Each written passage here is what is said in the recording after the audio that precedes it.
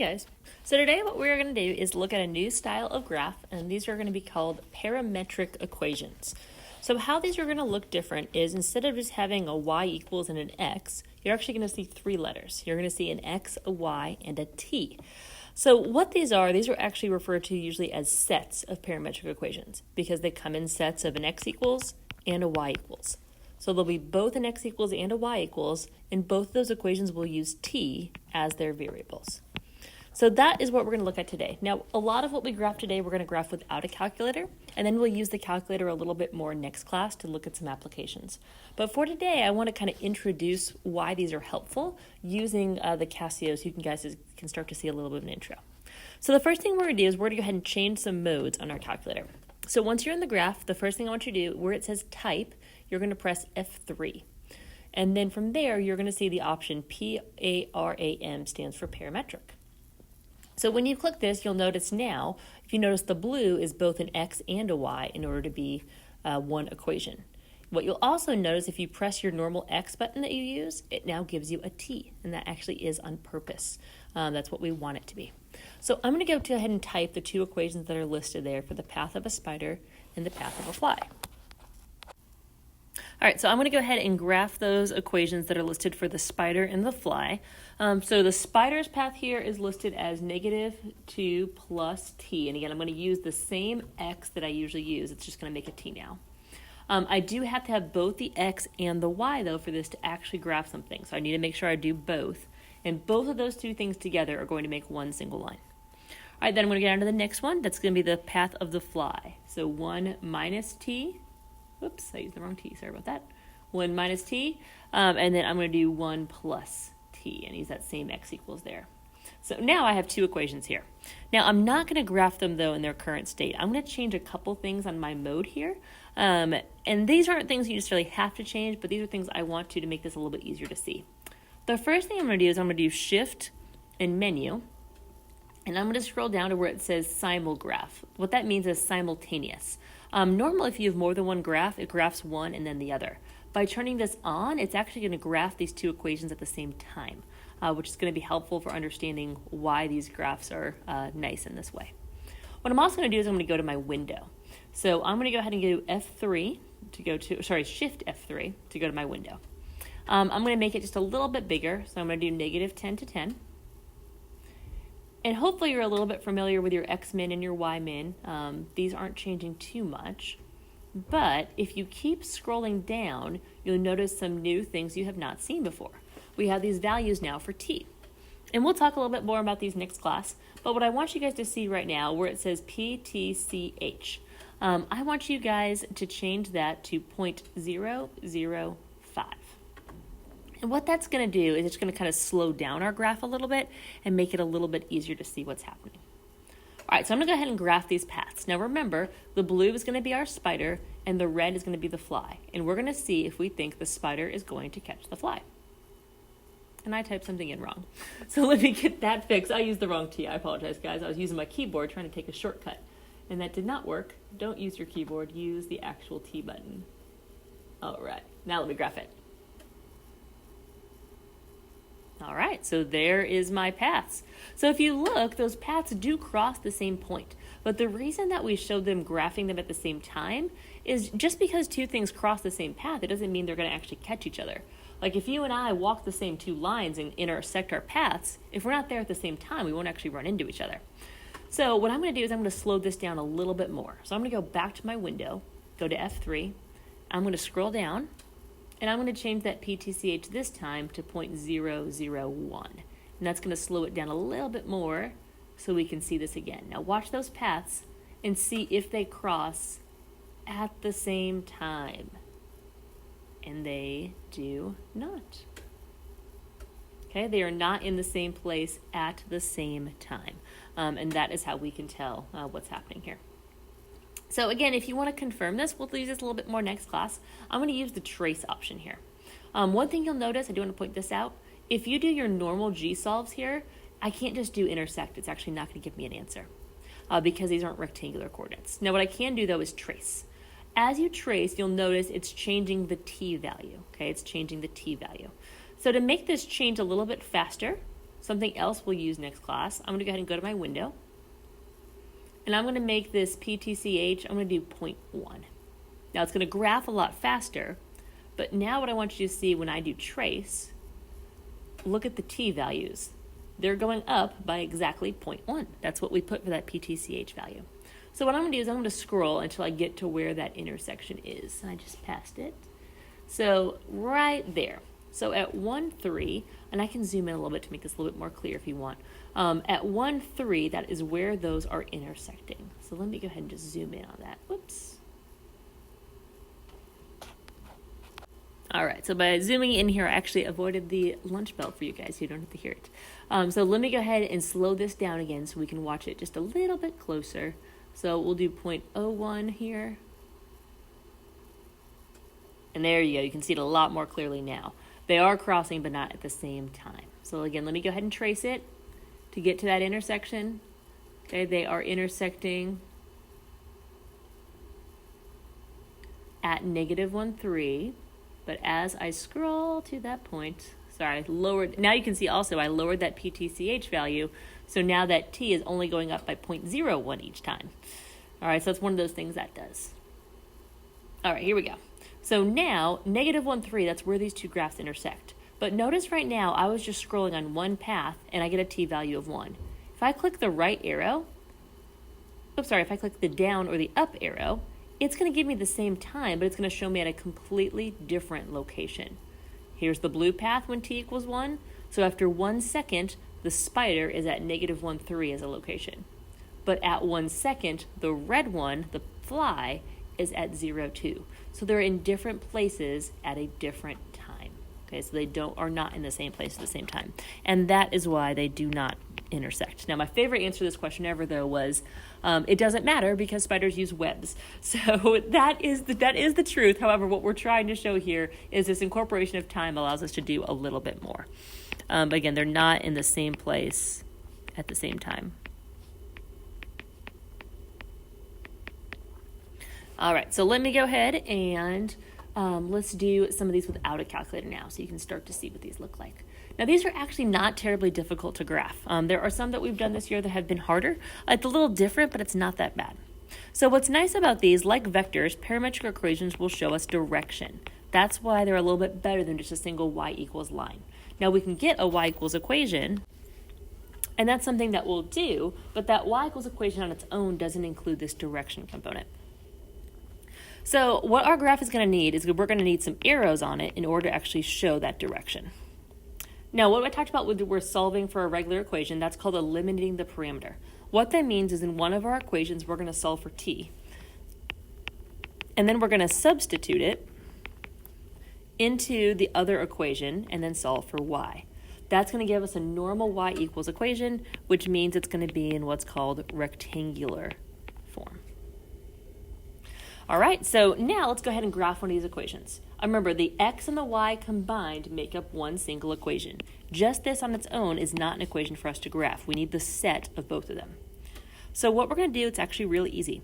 You're going to take those t values that are listed over here, and this is a different kind of t chart, okay? It actually has t's on it. It doesn't just look like a t.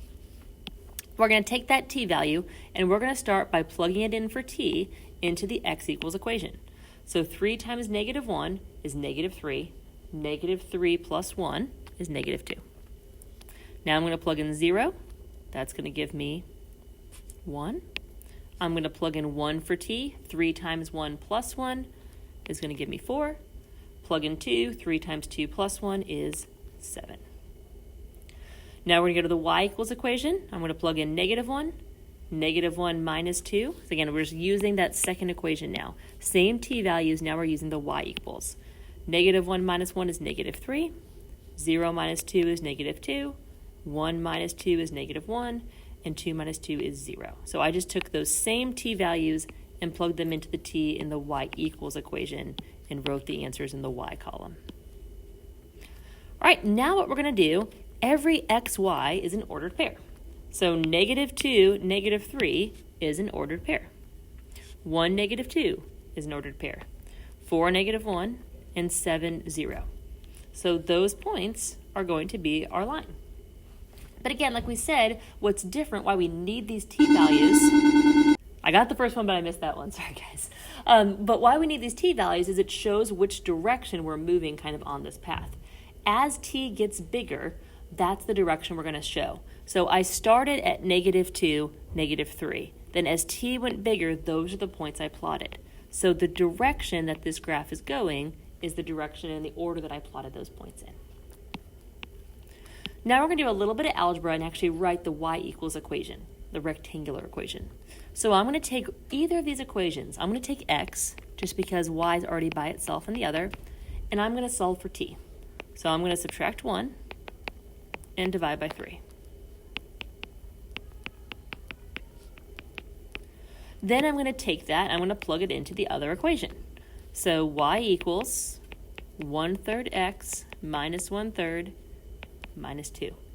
And if I combine those two together, I get -2 1/3, or if I want to write it as an improper fraction, -7/3. And if you look at your graph, that looks about right. Okay, the slope of that line is 1/3.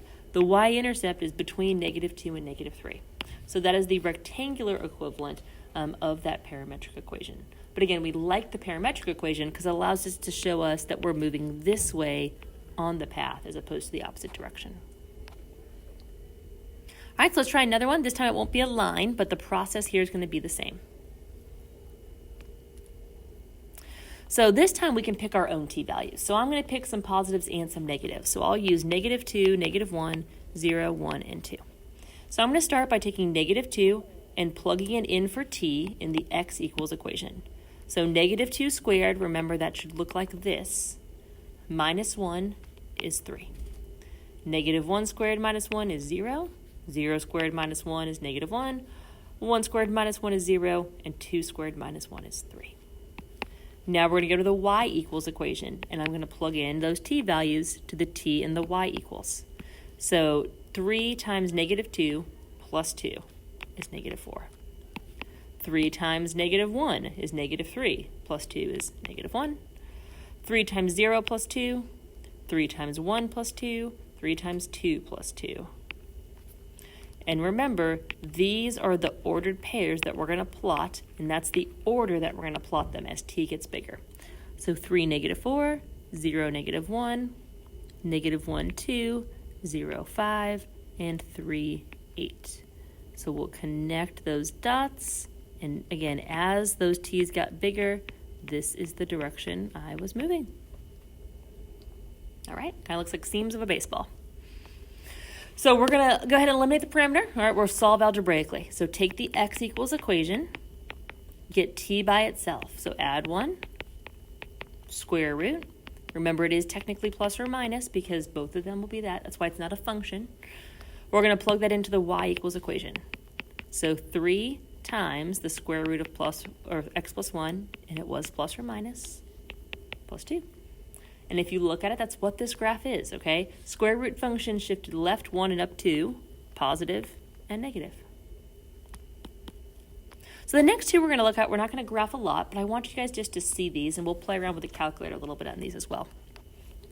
Let's look at some that involve cosine and sine.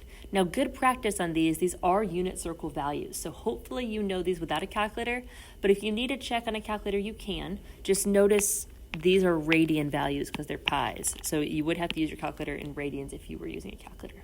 But we don't need a calculator. We know that the cosine of 0 is 1, so 1 times 4 is 4. The cosine of pi over 2 is 0. The cosine of pi is -1. -1 times 4 is -4. And then 4 times the cosine of 3 pi over 2 is 0. Now let's go to the y equals equation. If I plug that in here, I'm going to go ahead and do 0. The sine of pi over 2 is 1. 1 times 4. The sine of pi is 0. The sine of 3 pi over 2 is -1. 4 times -1 is -4. So I'm going to plot these points, and hopefully, based on what you know from this year, you have a guess what this graph is going to look like. It is not going to be a diamond or a square. Think about these values we're plugging in. We're plugging in these different angles. This is making a circle. And that was not too bad of a circle for me. Notice the the radius of that circle is 4. That's the number that was out front. So we can use sine and cosine in order to create a circle. Now I am going to show the direction. I started at 0. I started at 4, 0. Then I went to 0, 4. So I went around this way. So it's a circle moving in the same direction as the unit circle.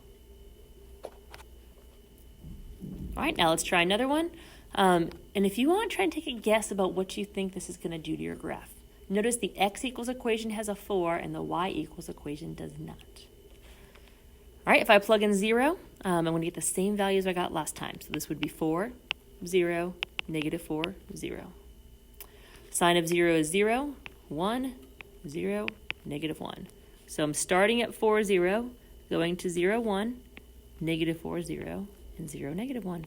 So this creates an ellipse. It still goes in the same direction, but the x equals equation still goes out 4. The y equals equation only goes up 1. That's why it's creating this oval or ellipse shape. And we're going to look at ellipses a little bit more in the next unit. All right, so I'm going to show you guys real quick a couple little things on the calculator just to kind of help you guys troubleshoot a bit. So this is not stuff that you have to do, but it may help you be a little bit more familiar with the calculator once we start using it next class. So I'm going to go back to our circle example here. So I know that this is supposed to graph a circle. So I'm going to go to my equation. Let me go ahead and delete this one. And one thing you'll notice, I press delete once and it deletes the entire thing. Because again, these are a set, they come together. All right, so I'm going to type in 4 cosine t, and I'm going to type in 4 sine t. And where is my sine? Now my calculator is in radians right now because I reset it. If yours is in degrees, there may be some different things we need to change, but I went ahead and reset it. So I don't have a very good window right now, so let me zoom out a bit. And I know it looks a bit like an oval, but that is just because of the way my window is. I basically took a circle and made it a rectangle. Now, if you want to make this a circle, if you go to your window and you choose the square option, that is going to change your dimensions so that you have a square. Or at least it should. Oh, here we go. X base or Y base. We'll do X base. And that should fix it. It's a little bit big, but that gives us a much better, there we go. That's a nice pretty circle now. All right, so some things I want you to see on some settings here. Okay, I'm gonna go to those T settings, which are the new ones. Okay, again, the X min and the X max is just the X's that you can see and the Y's you can see on your graph. T min, T max, and the PTCH, these are the new values. So the first thing I want you to do is change that T max, change it to 1. And I want you to see what that does to your graph. So I don't see a circle. I just see the start of a circle. So I'm going to go back to my window. I'm going to go back to that T max. This time I want you to use 3.14 as a max. And take a guess about how much of this you're going to be able to see. We can see exactly half a circle. Because what that means it's doing by the T min and the T max, those are the values that it's graphing as if these are the values we're plugging in. So since I did the T min of 0 and a T max of pi, 3.14, it's only graphing those points, so that's why I don't see a full circle. So let me go back to my window. Let me go back down here, and I'm going to make that T max now 2 pi. I'll actually just type 2 pi. And now I should see a full circle here. Right, now I'm going to show you that little PTCH. If you have a TI-80, 83 or 84, that's going to be referred to as the T-step, okay, the T-step. So what this does, this is how often your calculator is plotting these points. So if I use a really, really small number, it's going to go really slow because it's plotting a lot of points and giving me a really, really accurate graph. Sometimes, though, it takes forever. So what I'm going to do here is I'm going to press Shift and on just to slow it, to turn it off and slow it down because that's going to take a while. But I want you guys to see what happens if I make this too inaccurate. Let's say I just make it a whole 1. What that means is it's going to graph every one t value. Well, if we have a max of 6.8, this is only going to graph 6 values. So our circle kind of looks a little bit more like a hexagon because it didn't graph all those values. All right, if I go back and I make that value even bigger, if I make it 2, well, if my max is 6, it's only going to graph 2, 4, and 6. So it doesn't look like a circle anymore. So what you really want is you want that PTCH to be small enough for you to get a pretty accurate picture, but not so small that it just takes forever to graph. So I'm going to use 0.01. That's the one that we're going to use most often next class. And that is a good way to get your picture. All right, so we'll spend some time practicing this. Again, a lot of the calculator stuff we'll look at more next class. Some of this is a little bit extra. The biggest thing to really understand for today, in order to graph these parametric equations, what you want to do, plug in the t into the x equals to get the x coordinate, plug it into the y equals to get the y coordinate, and then plot that ordered pair and show the direction.